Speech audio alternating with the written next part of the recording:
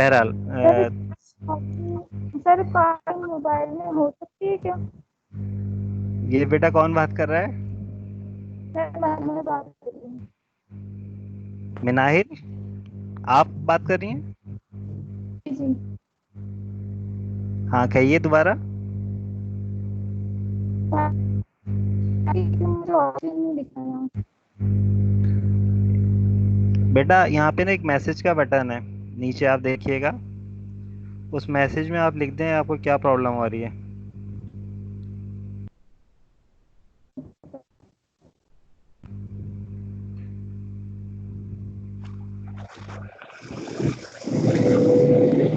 इस message box में आप लोग लिख सकते हैं, जो चैट बॉक्स है ना नीचे बना हुआ रहा है।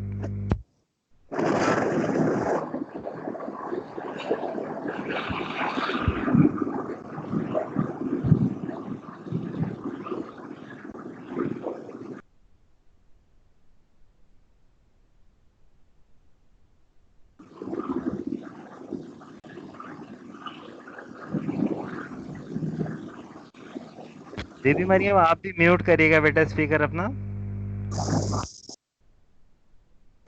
गुड। अच्छा, बेसिकली देखें, जो मिड टर्म के लिए हमें तैयारी करनी है तो बहुत शुरू से अगर हम बात करें। एक मिनट, एक मैसेज आ रहा है वानिया का, आई थिंक।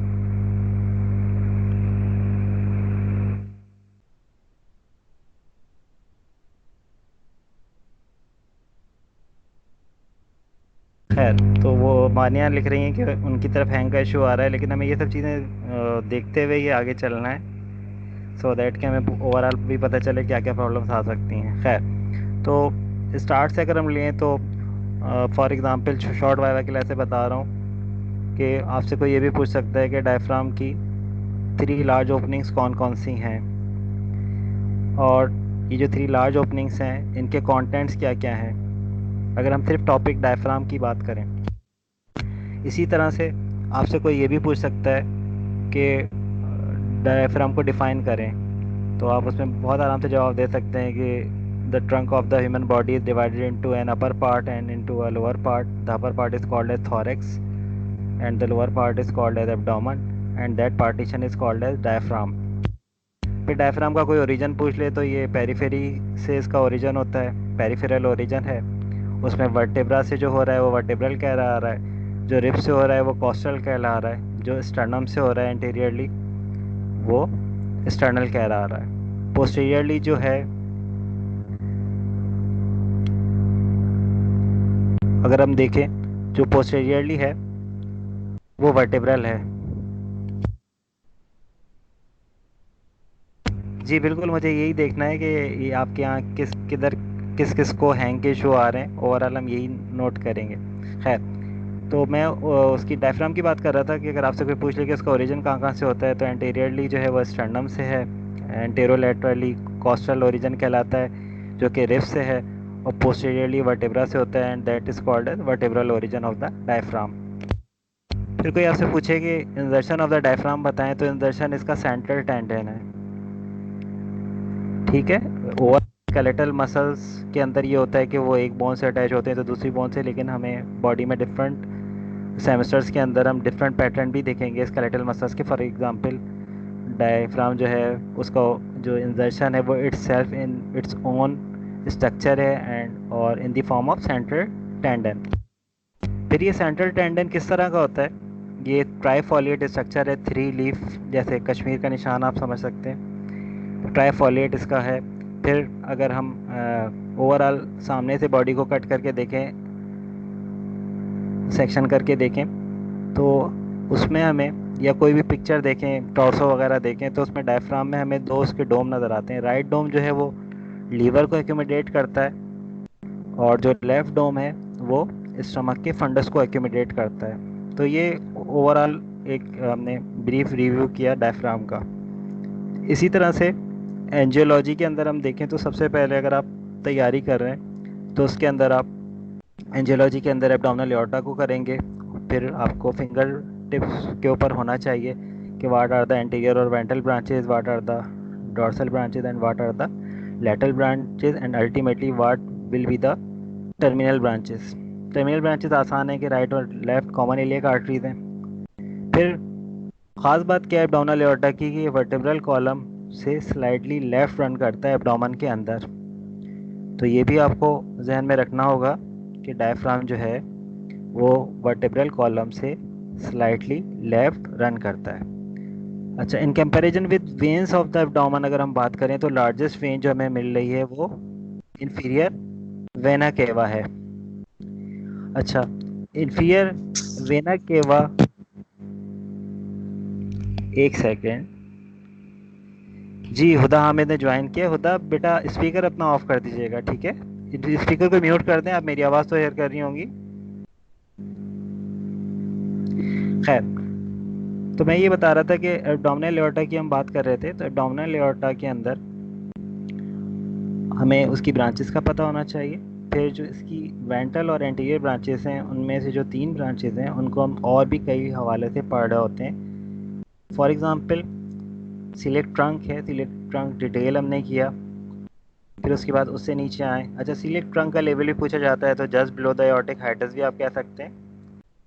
और सिलेक्ट ट्रंक को ट्रंक क्यों कहते हैं कि ड्यू टू इट्स डायमीटर, और any artery which has a larger diameter can be called as trunk. Different arteries in human body have trunks. जैसे ब्रेकियोसेफेलिक ट्रंक आपने अपर लिम्ब में देखा था, उसी तरह से एब्डोमेन के अंदर अगर हम देखें तो सिलेक्ट ट्रंक मौजूद है। फिर इसकी 3 ब्रांचेज होती हैं, एक लार्जर है, एक स्मॉलेस्ट है, और एक मॉडरेट कह लें या मीडियम है ब्रांच इसकी। फिर हेपेटिक आर्टरी की जब बात करते हैं तो वो कॉमन हेपेटिक आर्टरी और हेपेटिक आर्टरी प्रॉपर में डिवाइड है।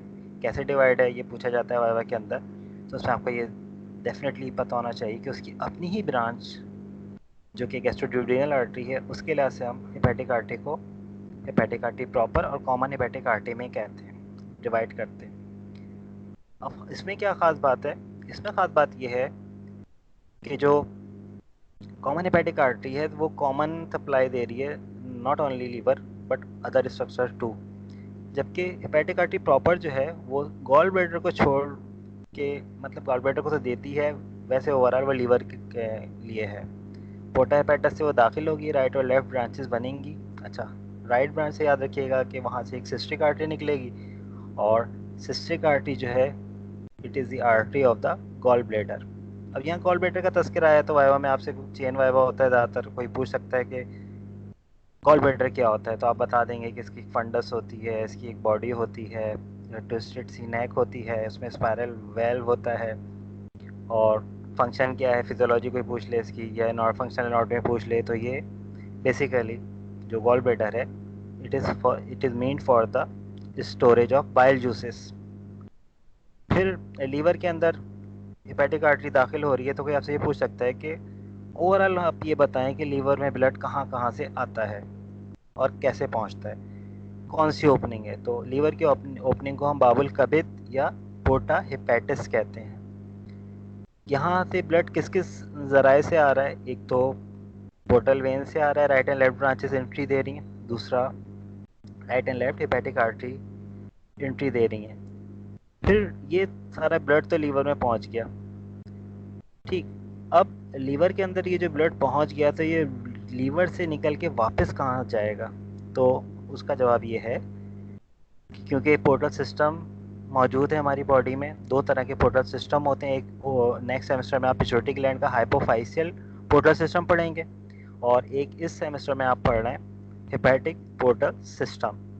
तो हेपेटिक पोर्टल सिस्टम के लिहाज से अगर हम देखें तो हेपेटिक साइनोसाइट्स हैं। साइनोसाइट्स क्या हैं, these are special large spaces, और हेपेटिक आर्टरी की जो ब्रांचेस हैं पोर्टल वेन की जो ब्रांचेस हैं वो एंड होती हैं यहाँ पे, और फिर वहाँ से जो ब्लड रिकलेक्ट होता है वो स्मॉल हेपेटिक वेन से, फिर उनसे थोड़ी लार्ज वेन्स बनती हैं, और ultimately these large veins opens into the inferior vena केवा।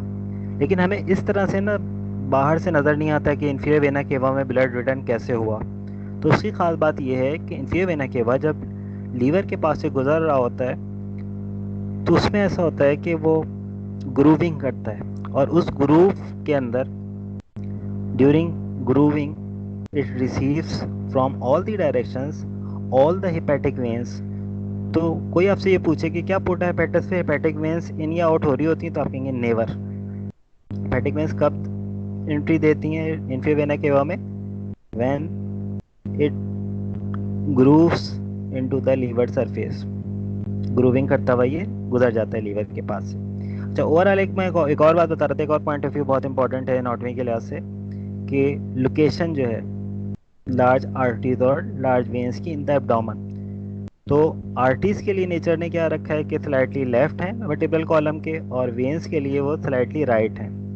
अब उसमें एक बहुत इंपॉर्टेंट चीज़ नोट करने की है कि क्योंकि इन्फीरियर वेना केवा जो है वो स्लाइटली राइट साइड पे है, तो ड्यू टू दैट जितनी भी लेफ्ट साइड की वेन्स हैं वो इन्फीरियर वेना केवा में उस तरह से आसानी से नहीं पहुंच सकती। तो नेचर ने एक आसान काम किया है कि लेफ्ट साइड की कुछ वेन्स जो हैं वो डायरेक्टली वेना केवा में ओपन नहीं होती। फिर वो क्या करेंगी? They use the pathway of left renal vein. मतलब वो अपना जो ब्लड है वो पोर कर देंगी या ट्राइब्यूटरी बन जाएंगी किसकी? लेफ्ट रीनल वेन की। अब वो कौन कौन सी वेन्स हैं जो इस तरह का कर रही हैं काम? उसमें सुप्रारीनल ग्लैंड की जो सिंगल वेन होती है, सुप्रारीनल ग्लैंड की आर्टरीज को पूछे तो आप जवाब देंगे तीन होती हैं: superior suprarenal artery, middle suprarenal artery and inferior suprarenal artery. लेकिन कोई आपसे ये पूछे कि venous drainage of the suprarenal gland या एड्रिनल ग्लैंड जिसको कहते हैं वो कैसे होता है, तो सिंगल वेन है। Right suprarenal when right suprarenal gland के लिए होगी, left suprarenal when left suprarenal gland के लिए होगी। लेकिन खास बात जो मैं अभी पहले बता रहा था वो ये है कि जो लेफ्ट सुप्रारीनल वेन है वो इतनी दूर तक नहीं जाएगी, बल्कि वो क्या करेगी, वो अपना ब्लड जो है पोर कर देगी by becoming the tributary of left renal when. यानी लेफ्ट रीनल वेन में चली जाएगी लेफ्ट रीनल वेन, फिर किडनी का भी ब्लड लेकर आ रही है वो उधर ले जाएगी आराम से। तो ये राइट लेफ्ट का डिफरेंस भी है वेना केवा की, अगर ट्राइब्यूटीज कोई आपसे पूछ ले।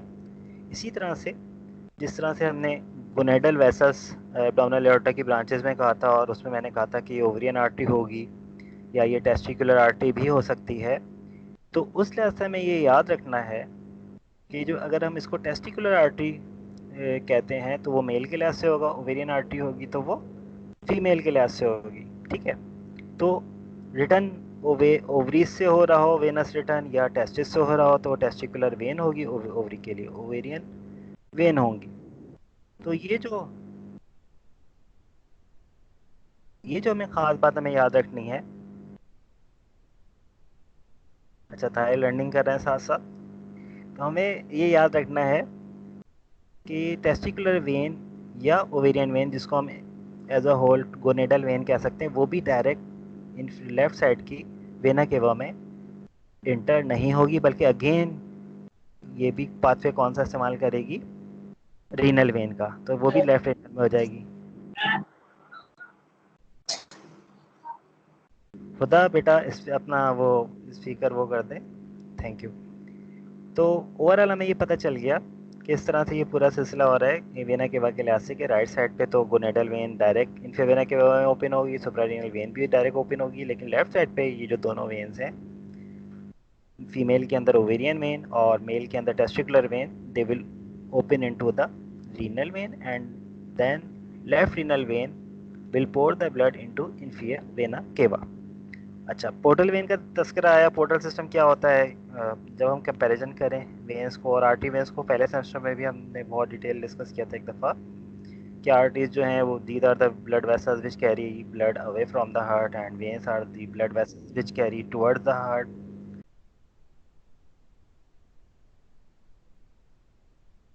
तो उस लिहाज से भी हम बात कर सकते हैं। जी बिल्कुल, सवालात मुझे नज़र आ रहे हैं, वो सारे सवालात पे बात करेंगे। अभी फ़िलहाल जो मैं ब्रीफ रिव्यू दे रहा हूँ तेज़ तेज़ की तैयारी कैसे करनी है उस लिहाज से देख लीजिएगा। तो मैं ये बता रहा था कि पोर्टल सिस्टम क्या है। आरटीएस की डेफिनेशन मैंने बता दी आपको, वेन्स की बता दी। पोर्टल सिस्टम क्या है कि सिस्टम ऑफ वेन्स है जो starts from capillaries and ends at capillaries. Portal system क्या है? It is a system which starts from capillaries and ends at capillaries. अब कोई आपसे पूछे पोर्टल वेन का बताएं कि ये कैसे हुआ, तो आप कहेंगे ये पोर्टल वेन दायरे कैसे बनती है। सुपीरियर मेसेंटिक वेन और स्प्लेनिक वेन मिलती हैं and they form the portal vein. Formation of portal vein कोई पूछे, the superior mesenteric vein as well as the splenic vein join together to form portal vein। ठीक है, तो ये पोर्टल वेन जो है फिर राइट और लेफ्ट ब्रांच में जाके ब्रांच करके और लीवर में चली जाती है। तो और हमने ये सवाल जैसे है ना कि पोर्टल वेन क्यों कह रहे हैं, तो ये हार्ट के पास ब्लड लेके नहीं जा रही, बल्कि ये मुख्तलिफ जगहों से, स्प्लीन से, इंटेस्टीन से, चाहे स्मॉल इंटेस्टीन हो, लार्ज इंटेस्टीन हो, वहाँ से ब्लड लेके अल्टीमेटली ये लीवर के पास पहुँचा रही है। तो जहाँ पे भी ये रीजन्स थे, स्प्लीन थी या और भी कोई रीजन था, तो वहाँ पे भी कहीं ना कहीं से तो कैपिलरीज स्टार्ट होंगी ना। तो स्टार्ट फ्रॉम कैपिलरीज तो ये हो गया। एंड कैसे होगा? हेपेटिक साइनोसाइड भी कैपिलरीज की मॉडिफाइड फॉर्म है। तो हेपेटिक साइनोसाइड ओपन स्पेसिस है, और वहाँ पे ये एंड हो जाती है पोर्टल वेन, और इस तरह से ब्लड वहाँ पहुँच जाता है। हेपेटिक आर्टरी भी ब्लड लाती है, फिर वहाँ पे सारा प्रोसेस होता है। हमें पता है liver is the factory. Biochemistry के लिहाज से सारे मेटाबॉलिक जो मेटाबॉलिज्म है, मेटाबॉलिक जो हम ये कह सकते हैं मेटाबॉलिक फैक्ट्री है लीवर। कार्बोहाइड्रेट मेटाबॉलिज्म है, प्रोटीन है, या लिपिड, या और बहुत कुछ है। इवन जब आप फार्माकोलॉजी पढ़ेंगे तो वहाँ पे आप ये भी देखेंगे कि हर ड्रग जो हम लेते हैं वो first pass of liver, second pass of liver, third pass, वो सब भी आप देखेंगे। खैर वो अप्लाइड हो जाएगा। तो ये बात हमने की किसकी? पोर्टल सिस्टम की। अच्छा, यहाँ पे एक सवाल मुझे अभी नज़र आया था, किसी ने पैराकोलिक गटर की बात की थी। तो ये पेरिटोनियल, स्पेशल पेरिटोनियल स्पेसिस के अंदर आते हैं, और टनल शेप स्ट्रक्चर्स हैं, गटर शेप स्ट्रक्चर हैं, जैसे मेन होल होता है गटर, वर्टिकल स्ट्रक्चर्स हैं बॉडी में।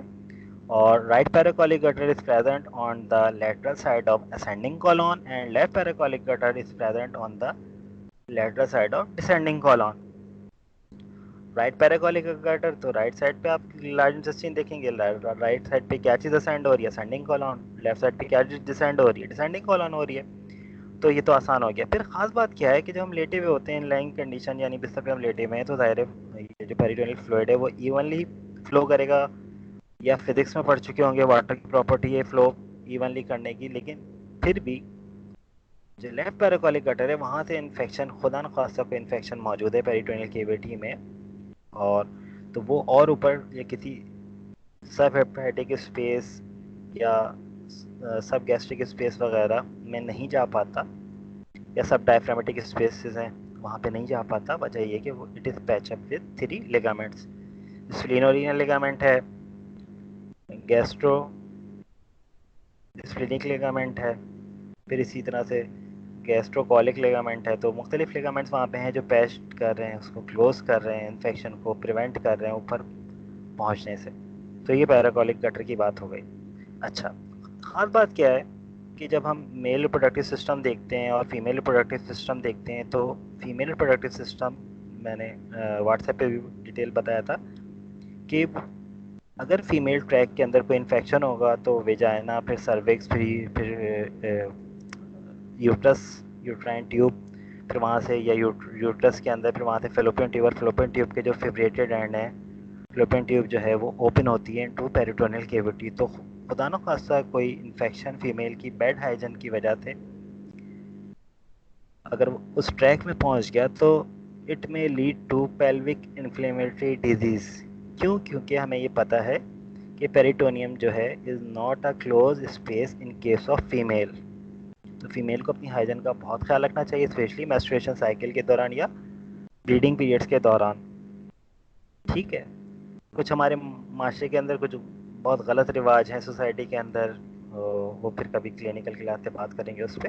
अभी हमें सिर्फ ये याद रखना है कि जो peritoneal cavity in case of female जो है वो ओपन है, and in case of male जो है वो क्लोज है। मेल के अंदर अगर इन्फेक्शन असेंड भी करेगा तो वो पेनिस से और ऊपर जाएगा, किडनी तक जा सकता है, लेकिन वो पेरिटोनियल केविटी में बिल्कुल नहीं जा सकता। ठीक है। तो peritoneal cavity is the closed sac in या closed cavity in male, and peritoneal cavity is an open cavity in female. ये क्लिनिकल के लिहाज से, ये सर्जरी के लिहाज से, ये गायनी ऑप्स के लिहाज से भी इम्पॉर्टेंट है। ठीक है। तो ये हमने ओवरऑल बात की पैराकोलिक गटर की। और अगर आपसे कोई ये पूछे कि स्टमक के बारे में आप क्या जानते हैं, तो बहुत आसान है स्टमक के बारे में कि रूल ऑफ टू आप याद रखें। रूल ऑफ टू किस तरह से कि भाई ये जो स्टमक है इसके 2 पार्ट होते हैं, एक गैस्ट्रिक पार्ट है, जल्दी साथ साथ चल रहे हैं। खैर, तो स्टमक के बेसिकली दो पार्ट हैं। वो दो पार्ट कैसे हैं? एक गैस्ट्रिक पार्ट है और एक पाइलोरिक पार्ट है। मैं चाहेंगे ये स्पीकर म्यूट कर दूं।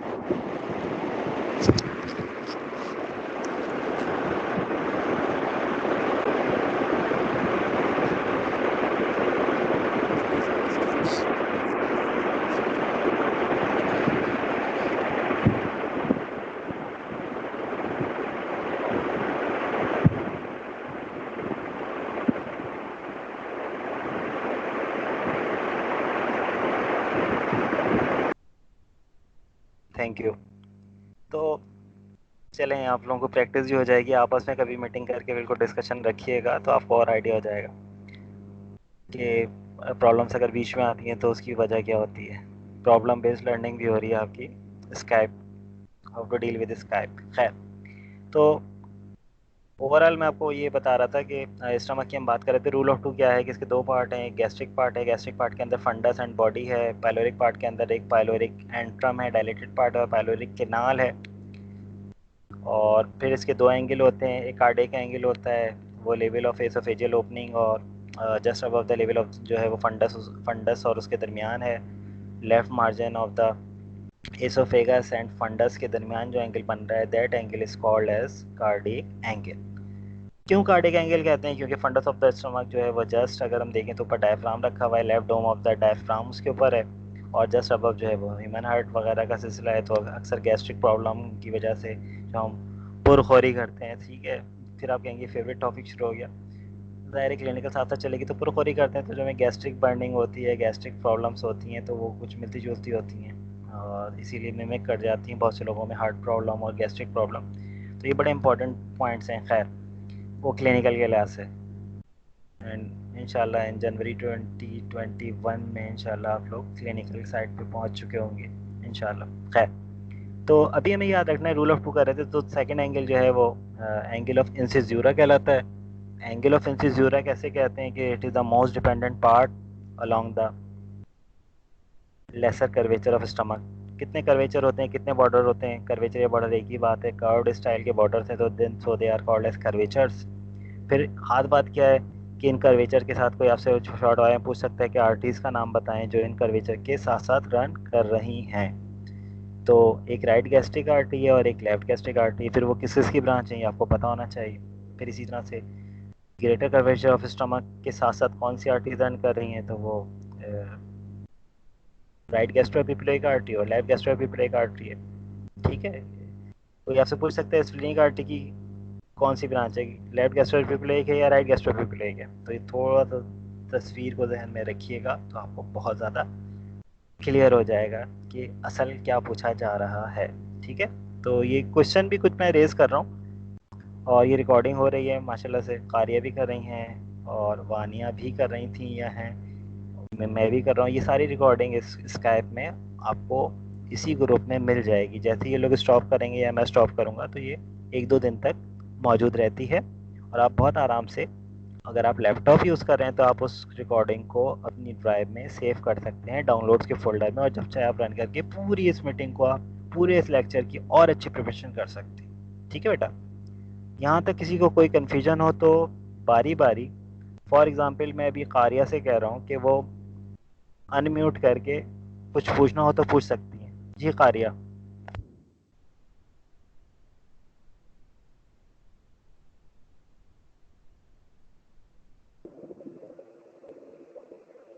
सर, आपसे पहले आपने एक सवाल किया था पैराकोलिक गटर के हिसाब से।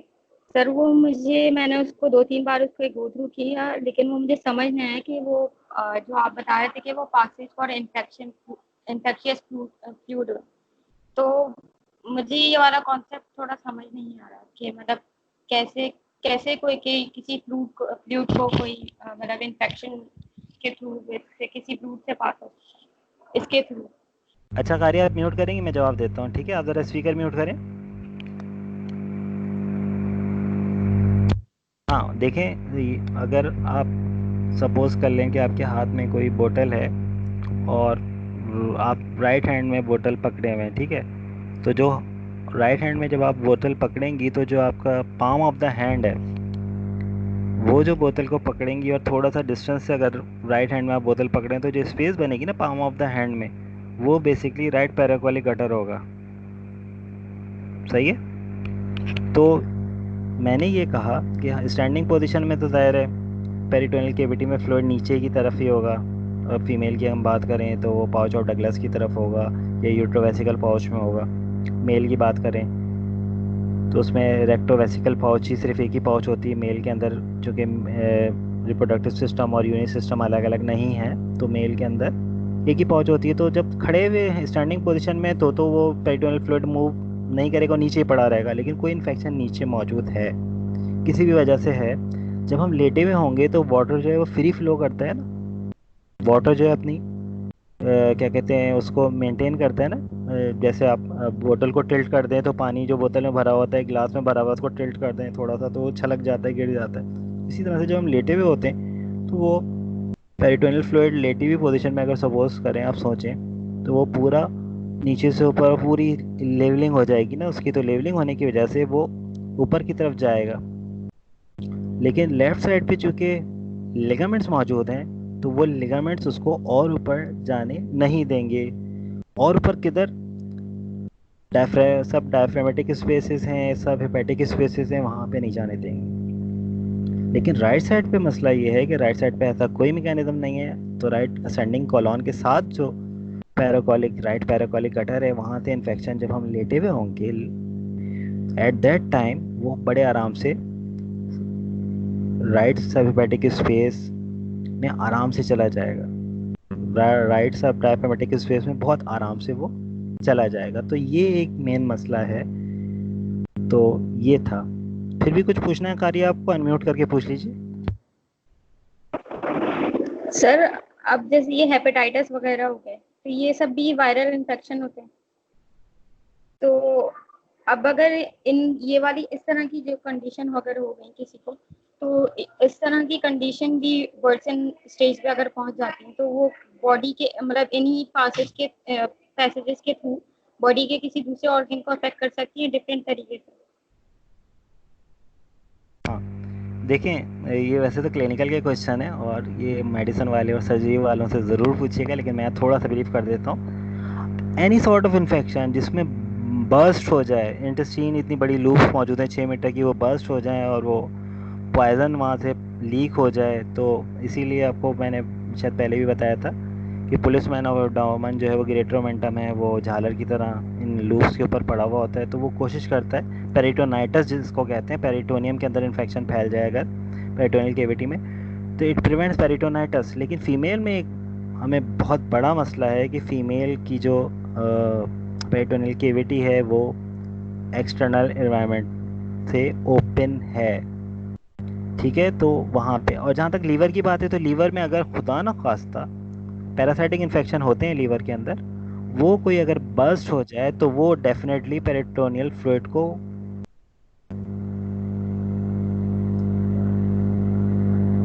अच्छा ये मैसेज आया ताहिर का कुछ मसला है। बहरहाल अभी हम इसको तो कंटिन्यू करेंगे क्योंकि रिकॉर्डिंग हो रही है। ताहिर को बाद में रिकॉर्डिंग हम व्हाट्सएप भी कर सकेंगे। ठीक है। इश्यूज आएंगे, डेफिनेटली आएंगे, लेकिन हम इन इश्यूज के साथ ही लर्निंग भी अपनी जारी रखनी है। ठीक है। तो मैं ये कह रहा था कि हेपेटिक हेपेटाइटिस के अंदर तो ऐसा सच नहीं कोई बस्टिंग वगैरह है, लेकिन बाज़ पैरासाइटिक इन्फेक्शन ऐसे हैं जो लीवर के अंदर प्रॉब्लम इतनी हो सकती हैं कि वो बस्टिंग हो सकती है। तो फिर वो पेरिटोनाइटिस हो सकता है, लेकिन वो फिर इमरजेंसी और बहुत कुछ कंडीशंस हो सकती है। लेकिन एज सच हेपेटाइटिस के अंदर पेरिटोनाइटिस उस तरह से नहीं है। तो ठीक है, तो ये ध्यान में रखिएगा। हाँ, वो जो हम कहते हैं हेपेटाइटिस में पेट में पानी जमा हो जाना वो सब, तो वो असल में बैक प्रेशर होता है, पोर्टल वेन की ऑब्स्ट्रक्शन और उसकी डिफरेंशियल डायग्नोसिस और ज़रूर आगे पढ़ाएंगे। क्लिनिकल डायग्नोस्टिक का भी एक सब्जेक्ट है, उसके अंदर वो सब चीज़ों की हम करते हैं कि पोर्टल ऑब्स्ट्रक्शन कैसे कैसे हुई। कार्सिनोमा ऑफ द पैंक्रियाज से भी हो सकती है ऑब्स्ट्रक्शन, और वो खैर। तो ये जो पोर्टल वेन के वेना केवा के साथ जो कनेक्शंस हैं वो भी बहुत इंपॉर्टेंट हैं। डिफरेंट वेन्स के साथ जो एनास्टोमोसिस हैं, पैराम्बलाइकल वेन्स के इर्द गिर्द अगर जो हेपेटाइटिस के पेशेंट होते हैं उनको अगर हम शर्ट उठा के उनका अम्बिलिकल रीजन देखें तो बाकायदा हमें पर्पल कलर की वेंस नज़र आती हैं।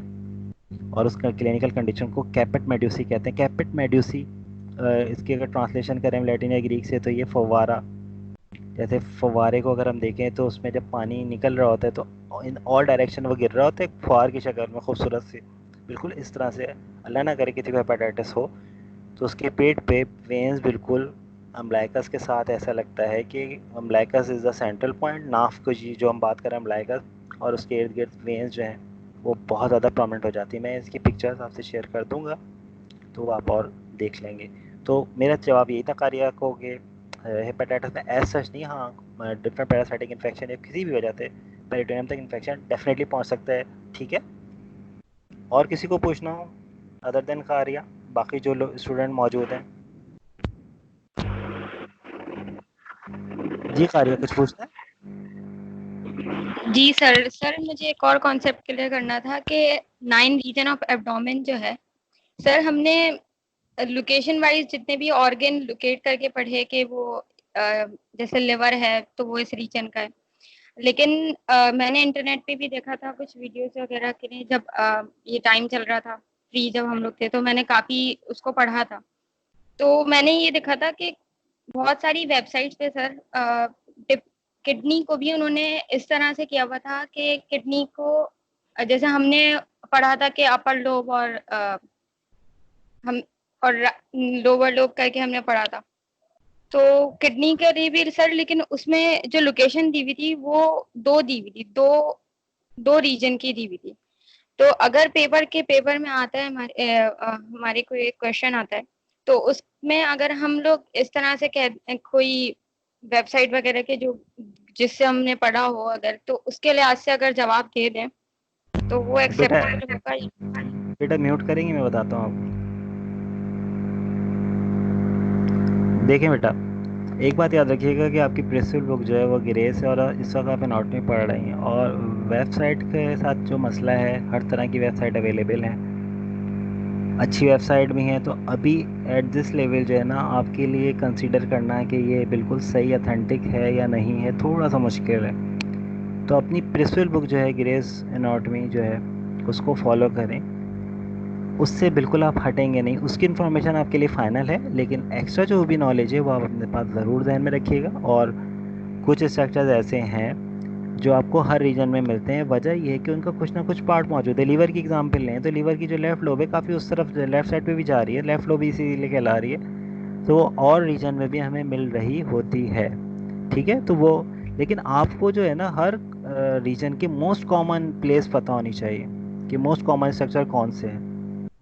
ठीक है, और कुछ पूछना है कार्य?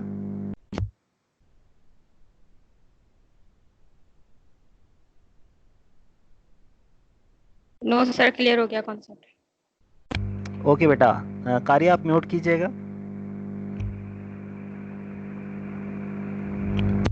मिनाहिल आपकी बारी है, आप कुछ पूछना चाहें तो अनम्यूट करके पूछ लें, और अगर कोई मसला नहीं तो भी बताएं ज़रूर ताकि हमें फीडबैक मिले। नहीं सर, क्लियर है। ठीक है बेटा, थोड़ा सा ना कुछ खा पी के बैठा करें, आपकी आवाज़ में बहुत वीकनेस है। खैर म्यूट कर लीजिए। जी वरिशा आप बताइएगा बेटा अनम्यूट करके कि आपको कोई प्रॉब्लम तो नहीं है, कोई चीज़ पूछना हो अभी तक जो हमने डिस्कस किया उस लिहाज से, या कोई स्टडीज़ के अंदर आपको कोई मसला हो रहा हो। वरिशा।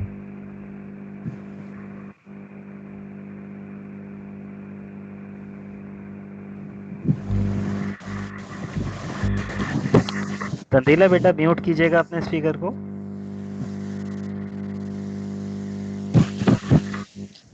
नो सर, जी सब कुछ वरिशा। क्लियर है। जी सर, हाँ सब कुछ वरिशा क्लियर है। पूछिए। क्लियर है, very good. Yes sir. Okay, ठीक है, आप म्यूट कीजिएगा बेटा। खुदा हामिद बेटा आप अनम्यूट कीजिएगा इसको, और पूछिए, कुछ पूछना हो या क्लियर है तो वो भी फीडबैक दे दीजिए। तंजीला बेटा अपना स्पीकर म्यूट कीजिए, आपकी वजह से सर शोर हो रहा है। हाँ हुदा हामिद जी बेटा। नहीं सर, अभी तक तो क्लियर है। बाकी अगर रिकॉर्डिंग सुन के कोई मसला हुआ तो मैं पूछ लूँ। वाई नॉट, बिल्कुल आप हम लोग बिल्कुल इस तरह की मीटिंग्स रखेंगे 30 जून तक, फर्दर रखेंगे बिल्कुल हम इस तरह की मीटिंग्स। ठीक जी महा, आपसे कोई कुछ पूछना हो आपको तो अनम्यूट करके पूछिए, और क्लियर है तो वही बता दीजिए। नहीं सर, अभी तक तो सब क्लियर है। अगर रिकॉर्डिंग, क्योंकि मैंने लेट ज्वाइन किया है, अगर मसला हुआ तो फिर मैं पूछ लूंगी दोबारा। वाई नॉट, व्हाट्सएप भी आपके लिए ओपन है, इस ग्रुप पे भी आप लिख सकते हैं। ठीक है, ठीक है, आप बेटा अनम्यूट कर दें आप। तंजीला जी बेटा, आप बताइए, अपना फीडबैक दीजिए।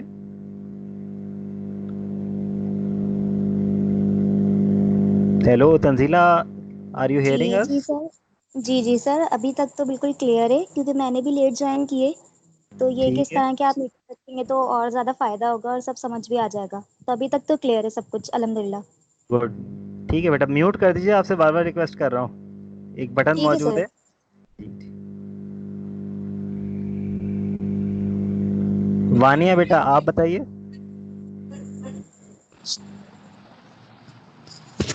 सर हैंग बहुत हो रहा है, कुछ समझ ही नहीं आ रहा। बाद में आप रिकॉर्डिंग सुन के फिर जो समझ आएगा फिर पूछ लेंगे। ठीक है बेटा, आप कौन सी नेटवर्क यूज़ कर रही हैं ये ना बाद में व्हाट्सएप पे डिस्कस कर लेंगे, ठीक है बेटा? जी चलें, सही है।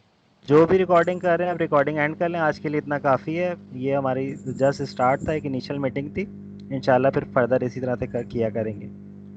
ठीक है बेटा, अल्लाह हाफिज़। ठीक है, अल्लाह हाफिज़ सर।